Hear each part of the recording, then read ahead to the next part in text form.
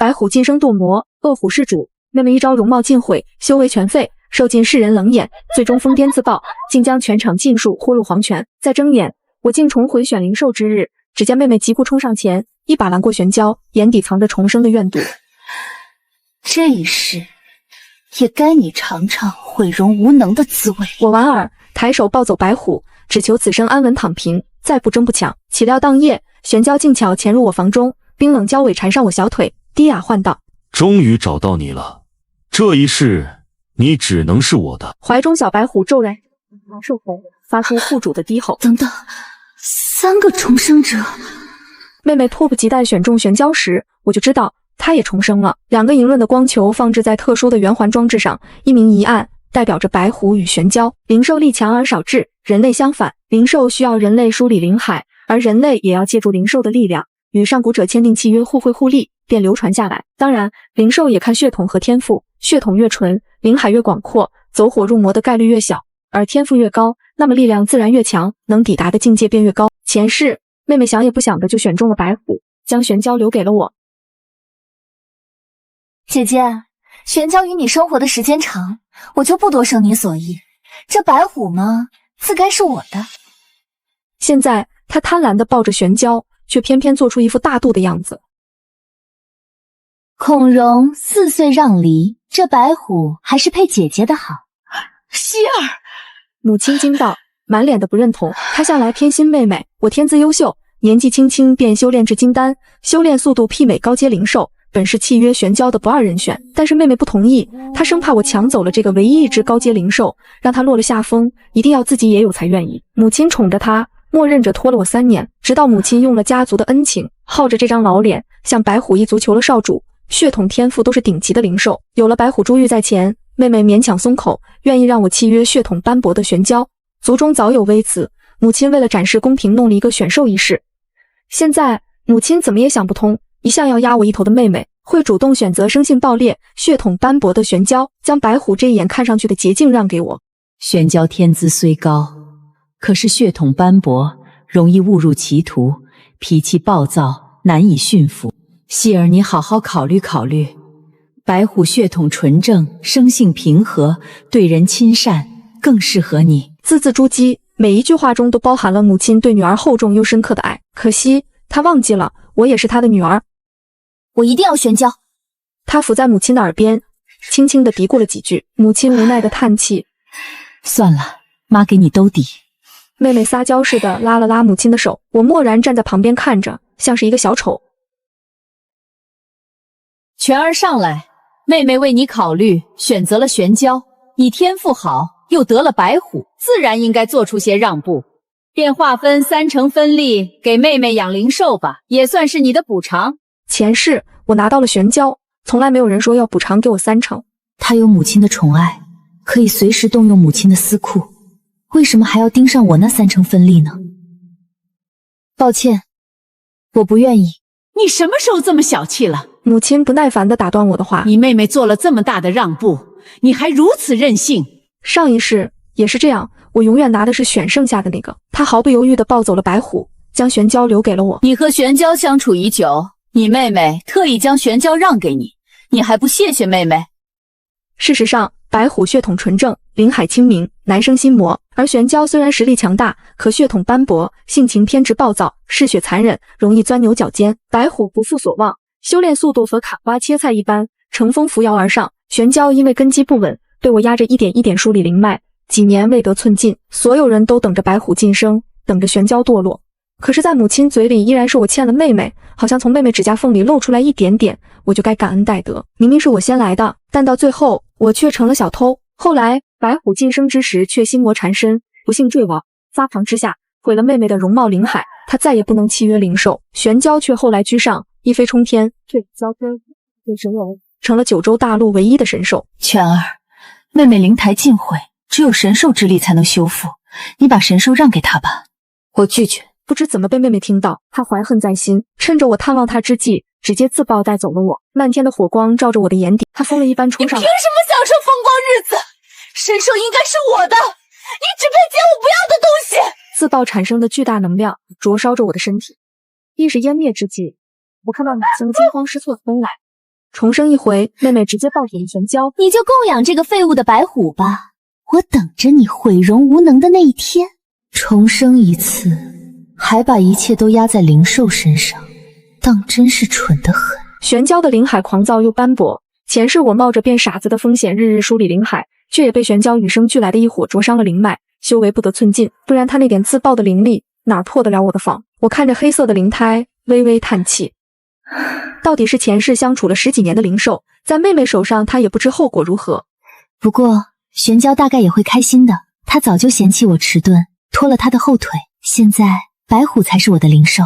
我抱着白虎回到自己的房间，灵胎爆发出耀眼白光，小小的白虎就出现在床榻上。白虎还是幼年体，只有手臂长，白色浓密又厚实的绒毛铺满了整个虎身，微长的绒绒的胎毛还未褪去，呆萌可爱，像一朵可爱的大号蒲公英。白虎轻轻叫了一声，好奇地转了个圈，打量了一下周围的环境，又把目光落在我的脸上。它轻巧地跳到我身边，侧过头看我，苍蓝色的眼眸中满满是我的倒影。你就是吴的兽徒，你的遭遇吴已经知晓，只要跟着吴，必不会再让人欺辱于你。我疯狂地抱着白虎，脸埋在他的肚子里蹭了又蹭。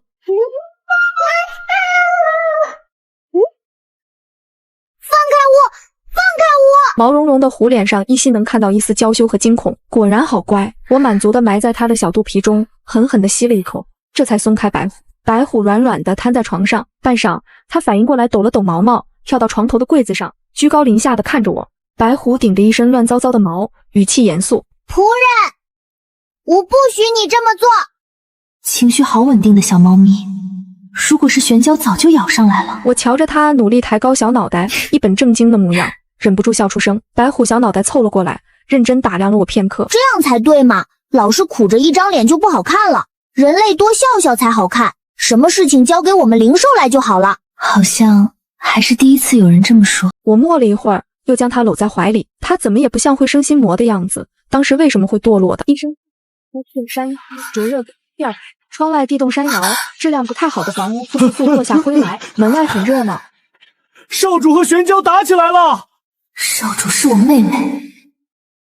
我向窗外看去，玄交的一火蔓延到山野，照得半边天光喷红。玄交虽然性情暴躁，却不是不通情理之人。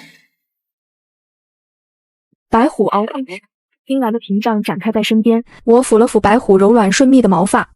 走吧，去看个热闹，顺便也去看看玄交。妹妹狼狈不堪地跪在满地的废墟狼藉中，衣物因为烈火的冲击而破烂不堪，玄交早已不知所踪。残壁败垣中，妹妹脸上全是灰败的色彩。他都可以，凭什么我不行？玄辽现在应该还没走远，你去找回来还来得及。他像是找到了出气口，眼睛通红，恨不得吸我的血，吃我的肉。你也配来看我笑话？玄交怎么可能会拒绝我的契约？一定是你从中作梗！你疯了！刚见面就契约，灵兽不是附庸，更不是你可以随意揉搓拿捏的东西，没有一定的信任基础，怎么可能会开放识海给你进入？我不管，都是你！我暗自支起冰霜屏障，冷眼看着他冲上来。我高他一个大境界，只要他碰到我的屏障，就会被尖锐的冰锥刺得鲜血淋漓。下一秒，妹妹就被白虎顶着肚子撞飞出去。灵兽肉体强悍，就是幼兽也不同凡响。咔嚓，我清晰地听到了他骨骼断裂的声音。妹妹倒在地上不断呕血，白虎踩在她的肚子上趾高气扬。最看不惯你这种坏东西了，吴的仆人只有我能欺负。希儿，母亲匆匆走来，心疼地看着倒地的妹妹，她不敢得罪白虎，一个巴掌扇向我。你居然放任灵兽对你妹妹动手！我来不及辩解，他一巴掌打向我，手掌砸在我的屏障上，砰的一声闷响，屏障烟消云散。母亲尖叫，手掌鲜血淋漓，密密麻麻的寒气顺着她的手掌经络渗入。是他先动手的。我慢吞吞解释，对母亲的偏听偏信毫不意外。狡辩！他又急又怒，对妹妹不友，对母亲不孝，我就是这么教你的吗？母亲咬破指尖，隔空画了法阵，三头犬从法阵中心跳出，威风凛凛，浑身交织围绕着地狱孽火。三头犬是成年兽，约有1人高，优雅又高贵，每丝毛发上都燃烧着青紫色的烈焰，整个空气骤然灼热起来。我再说一遍，给你妹妹赔罪。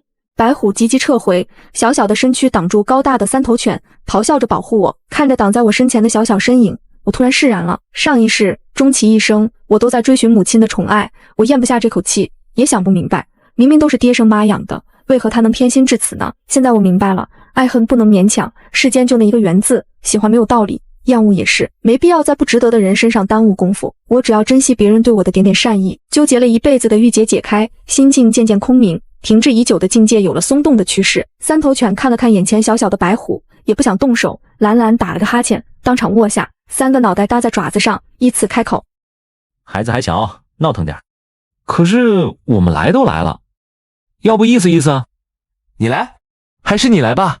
这么小个孩子，我下不去手。3个头争论了一会儿，中间那个头不情愿的张嘴，一丝一丝的喷了个火焰，小小的虚弱的青色火苗缓慢爬行，离白虎800丈远就湮灭成烟。3头犬打了个哈欠，算是已经给了教训。母亲脸上青一阵白一阵，但她没有办法，现在灵兽是强，早就不是人发号施令的时候了。妈，江西蜷缩着身体，嘴角溢出痛苦的呻吟。母亲仿若背中敲响神掣一般，立刻去半扶着江西起来，给他喂了颗丹药。我上前一步抱起白虎，白虎骤然腾空，惊慌失措一瞬，爪垫在空中不停地扑腾。做什么？放开我！我将白虎抱在怀里，手指穿过它厚实的皮毛，往怀里压了压，感觉到白虎安分下来，这才继续开口。看着他们母女情深的模样，我有点恶心。与灵兽打斗，破坏数十间房屋，烧了大半山林，应当罚俸1年，灵鞭10下。母亲，你可不能公私不分啊！周围传来窃窃私语的声音，母亲被看得不自在，却也舍不得处罚自己的小女儿。你妹妹伤得这么重，你还这么逼她，你六亲不认吗？反正你天赋好，身体好，这事又是你的灵兽引起的，你直接代替你妹妹吧，毕竟你们是亲姐妹。母亲理所应当的吩咐，顿时没人说话了，所有人的目光都看向我，他们并不在乎什么罪魁祸首，只要自己的损失有人承担，他们管什么？我不是第一次帮妹妹擦屁股，无论妹妹犯下什么错，造成了什么损失，最后总要来一句，她还小，我是她姐姐，你帮她承担。我天资高，在家族中获得的资源多，母亲总是安排拿着我的资源补贴着妹妹。她说我们都是她的孩子，要一碗水端平，我的资质比妹妹好，那么资源自然要比妹妹少才行。前世我默认她的安排，不是因为我畏惧她的权威，而是我想着是不是我听话点，再听话点，她就能多爱我一点，就像她说的那样，只要一碗水端平。我扯了扯嘴角，不好意思，我拒绝，我也有灵兽要养。从生下来那一刻，我就没有选择的权利。身为江家长女，好像自始至终都是受尽委屈的。我突然想要为自己活一次，我深吸一口气，对天发誓：天道在上，我将全甘受天雷淬体，自此亲缘断绝，与江家毫无瓜葛。熬过雷劫，恩断义绝，刹那间风云巨变，碧天之上顿时聚满乌云。天道回应了我的誓言，雷劫清场，快清场！白虎舔了舔我的鼻尖，跳下来，跑到雷劫的范围外，担心地看着我。道天雷落下，粗壮的电龙在我的经脉里面冲撞，打碎又重组。我安静地承受着撕心裂肺的痛楚，只有痛到极致才会溢出呻吟。81道天雷过后，我整个人成了一块焦炭，倒在地上，全身黑漆漆的，心境却前所未有的通明。白虎第一个跑过来查看我的情况，温和的灵力流淌进我的经脉。江慧愣愣地看着我，像是第一次见我。全儿，你……江西拉了下母亲的手，止住她的话茬，看着我满眼怨恨。她冷笑一声，人家傍上了白虎，怎么看得起我们这座小庙？我往嘴里塞了一个回灵丹，施了一个净身诀，忍住浑身的酸楚，缓缓起身。我明白他的心思，在他的视角里，前世我拿了玄蛟，伏低做小，予取予求，今生我选了白虎，便看不起他，气焰嚣张起来，甚至要断亲。但是没必要了，重生一回，没必要和烂人打交道，只会让自己也臭了。我抱着白虎准备离开，你想走就走。妹妹挡在我身前，像一条毒蛇怨毒地看着我。当我们江家是什么菜市场吗？周围一片哗然。过了雷劫不让人走，是不是过了点儿？之前不论咋样，江泉对这个妹妹是没话说。是啊，当初要不是江泉给他兜底，谁会同意他当少主啊？你说能把这个少主录下来不？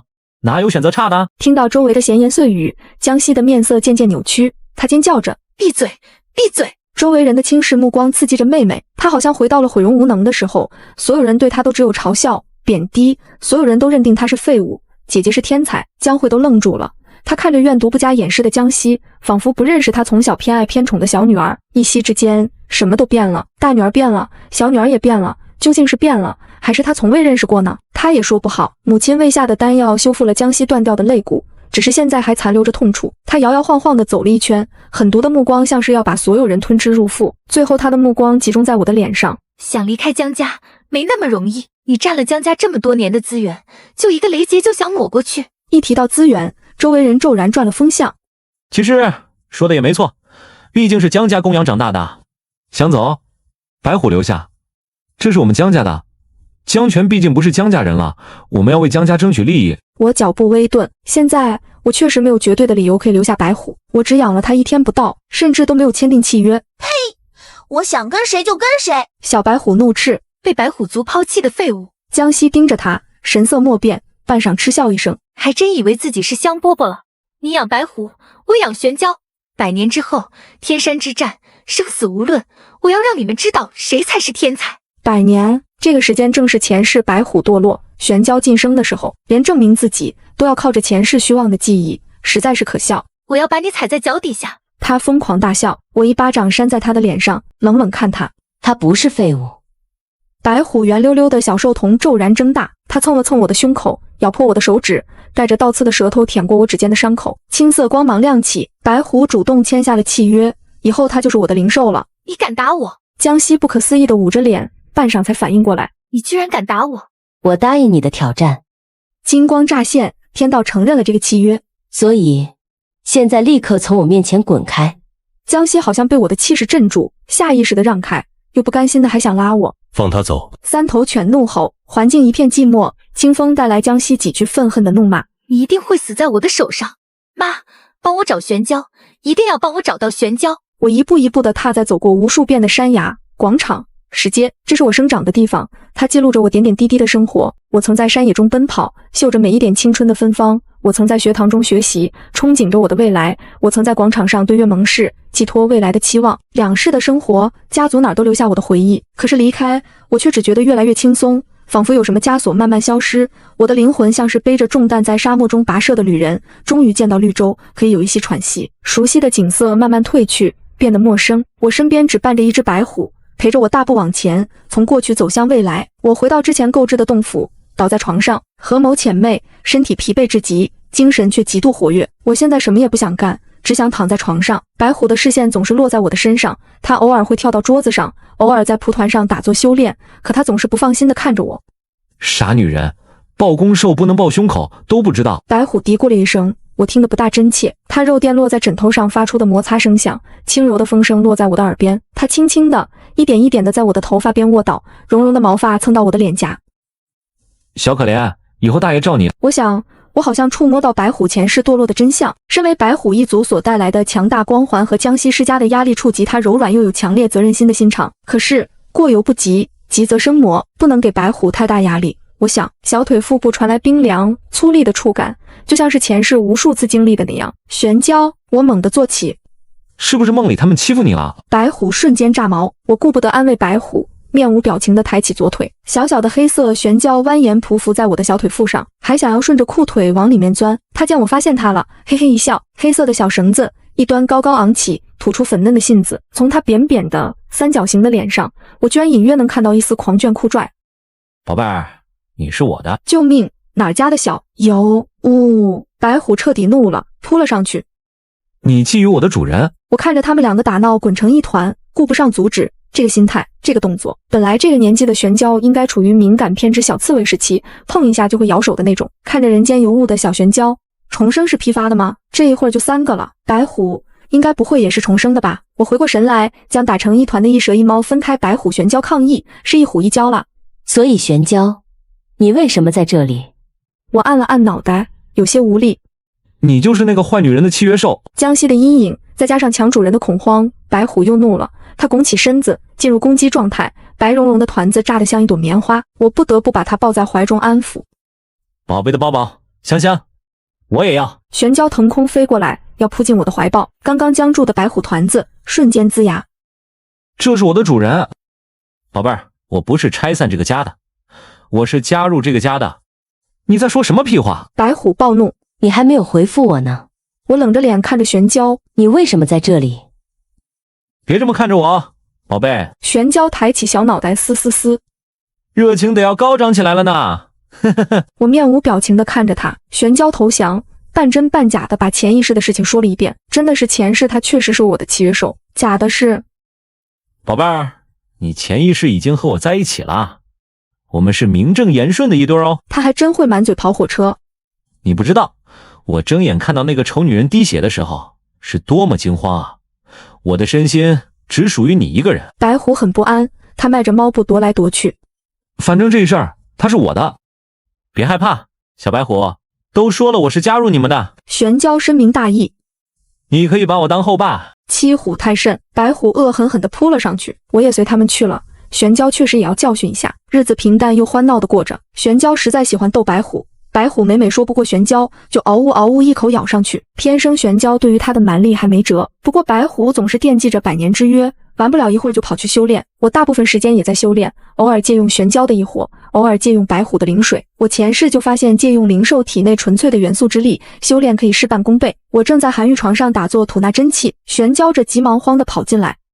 白虎不见了！找到白虎的时候，它正挂在悬崖凸起的小石块上，那一点点突出的小石块摇摇欲坠，好像随时就会碎裂，岌岌可危。白虎浑身都带着伤痕，最深的一处在腹部，几乎可以瞧见骨头。它伸着小爪子去够旁边的碧灵果，10厘米、1厘米，够到了。小爪子勾到碧灵果的一瞬间，石块松散，白虎瞬间掉落下来。它下意识地将碧灵果藏在最柔软的腹部，我来不及叫它，立刻运起真气，凭空借力将他接到怀中。刚才惊险的一幕让我有点惊魂未定，我给他喂了一颗丹药，才怒斥：你想要碧灵果和我说啊？最不济也把玄交喊来，为什么要自己做这么危险的事情？白虎沉默了一会儿，眼神明亮又坚定。我想要保护你，你的修炼速度好快，比我都强了。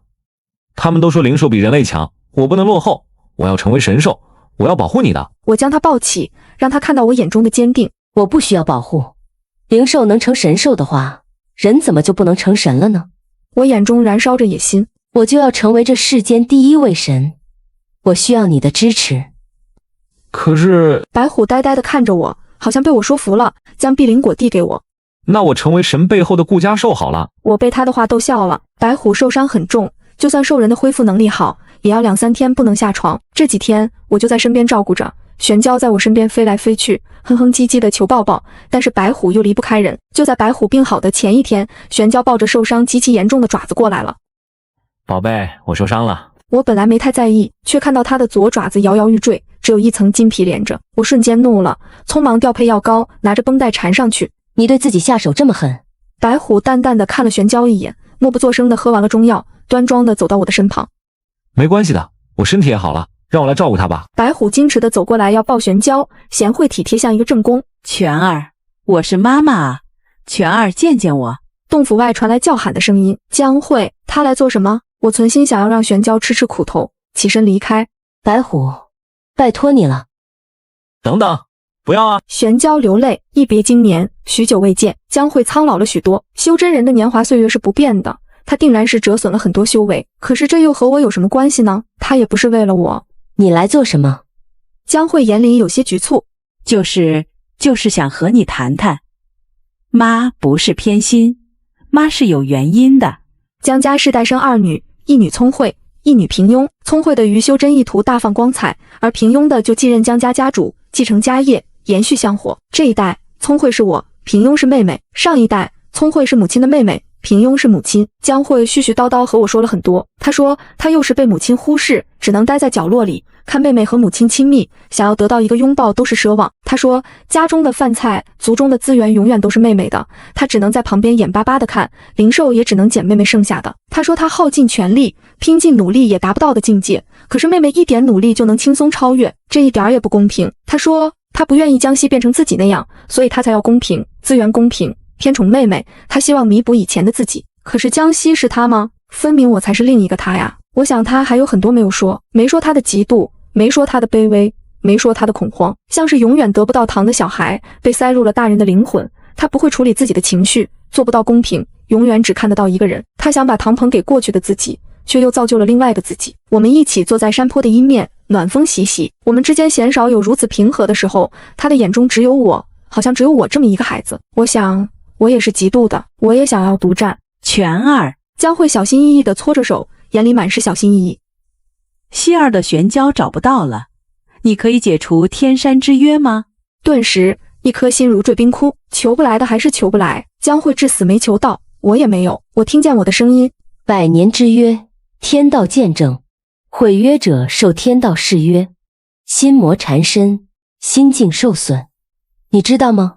江慧张了张嘴，还是劝道：你修为高，希儿她身体弱。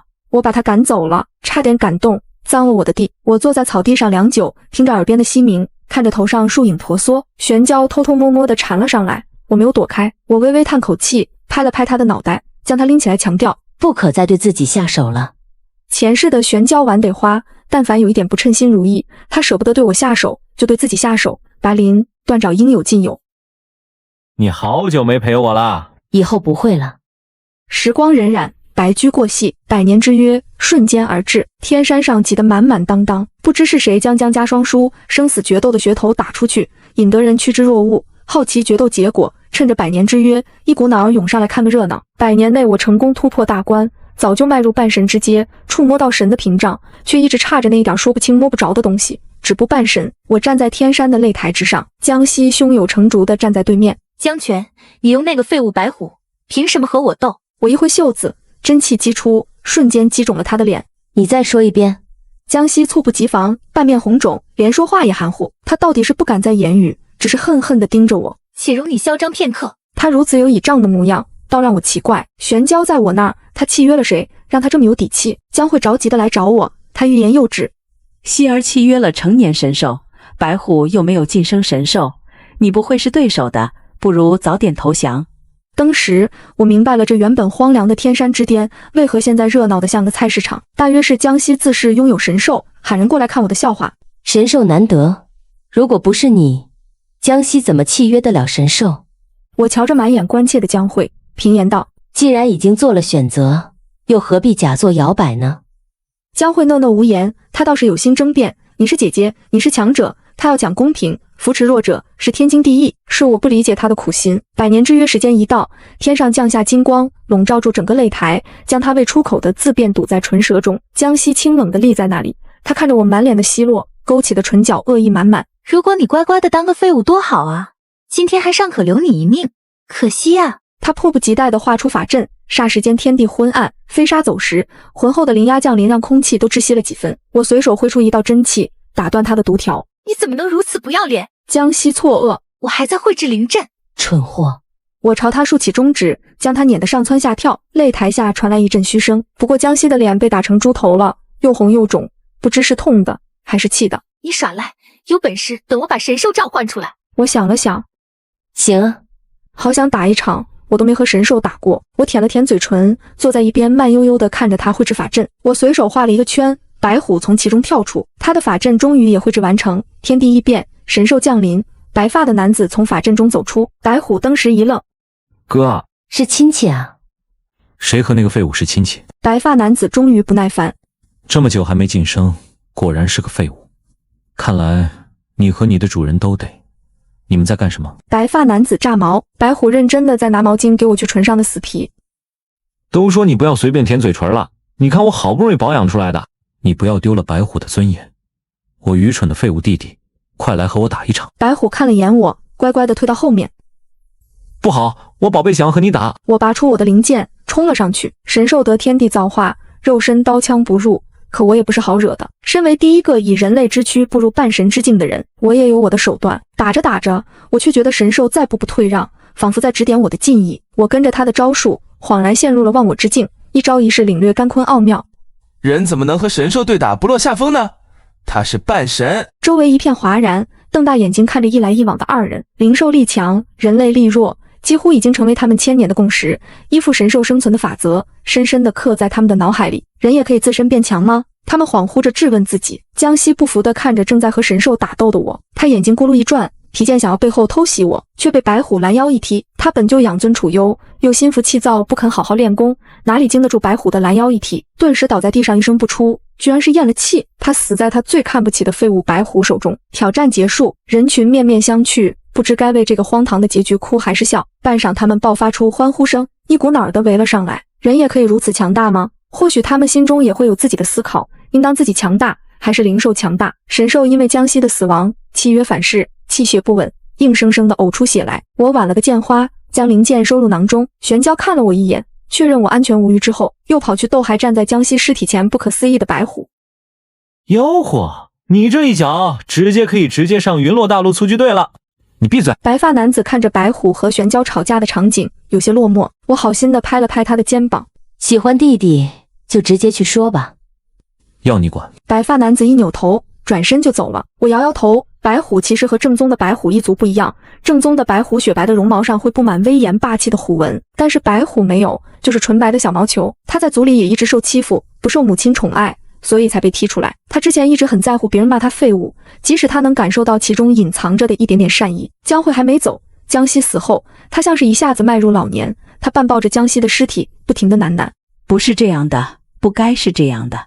他拼命地对妹妹好，是为了补偿幼年的自己。恐怕连他也不明白，他对我始终有着极度和淡淡的恶意，像对小姨那样。小姨为什么不让他？所以我要让妹妹。小姨为什么不分资源给他？所以我要分资源给妹妹。小姨不能比他强，所以我要输给妹妹。我背过身，一下子扑向还在打闹的玄蛟和白虎。越大反而越幼稚了，或者说越被爱越幼稚。无论是以爱为名的伤害，还是以伤害为表象的爱，还是世俗的偏见与禁锢，其实都不重要。放下昨日包袱，明天轻装上阵。江西身死，契约反噬的神兽离去后，天山之巅的喧嚣渐渐散去，只余下满地狼藉与江慧失魂落魄的身影。我抱着炸毛又委屈的白虎，指尖轻轻顺着它蓬松的白毛，玄蛟则缠在我手腕上，凉丝丝的鳞片蹭着我的肌肤，一副宣示主权的模样。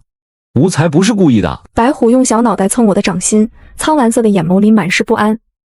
是他先偷袭你，无只是轻轻碰了一下。他至今仍对废物二字耿耿于怀，生怕自己这一击落得和前世一样是主的恶名。我低头摸了摸他的脑袋，你做得对，保护主人是最勇敢的灵兽。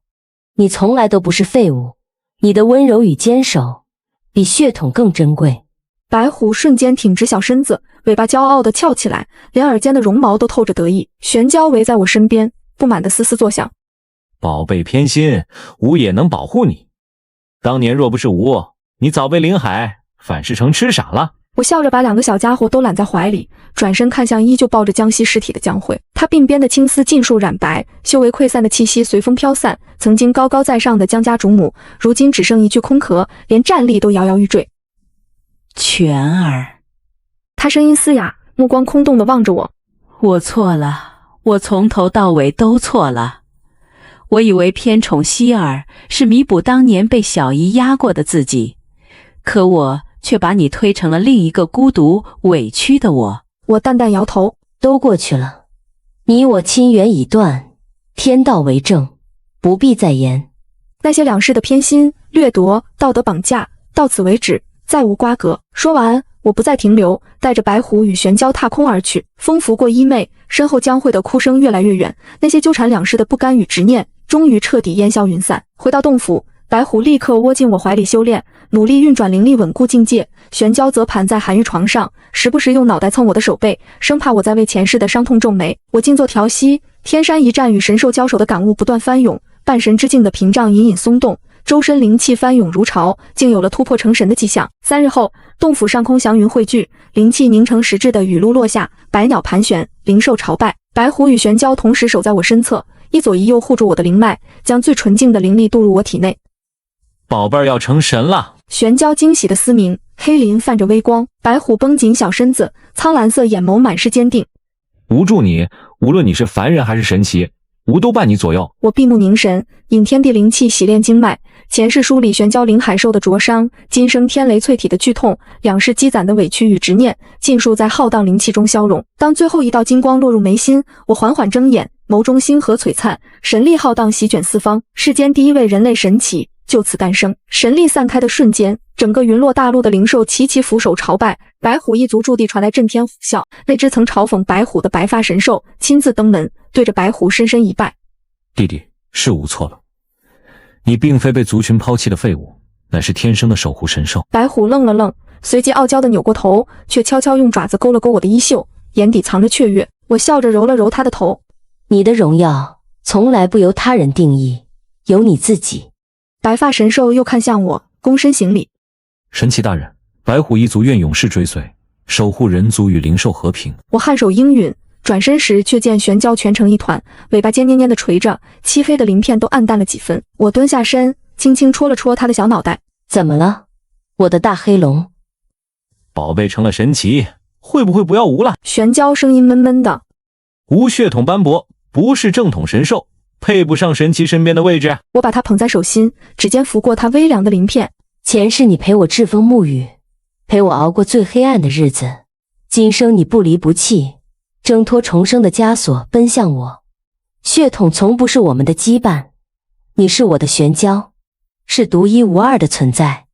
话音刚落，玄蛟周身黑光大盛，蛟身不断舒展，鳞片泛着鎏金光泽，龙角峥嵘，龙威浩荡，竟在神力滋养下彻底退化为墨龙，身姿矫健，气势非凡。无成真龙啦！玄蛟兴奋地绕着我飞旋，看向白虎。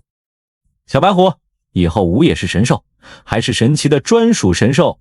白虎炸毛扑上去，一虎一龙又闹作一团，洞府里满是欢闹。此后100年，我带着白虎与玄蛟游历大陆，所到之处，人族与灵兽放下隔阂，和睦共处。我打破人族必须依附灵兽的旧规，传下人类自修成神的法门，让无数资质平庸的修士看见希望。白虎成了守护一方的瑞兽，所过之处风调雨顺，灾厄不生。墨龙玄蛟镇守四海，平息风浪，再也不是当年那个性情暴烈、灵海斑驳的野蛟。某日，我们在云海之上小憩，暖风吹拂，白云缭绕，白虎窝在我膝头打盹，小肚皮随着呼吸轻轻起伏。玄蛟缠在我肩头，用温润的龙角轻轻蹭我的脸颊，声音软糯：“宝贝儿，我们永远在一起好不好？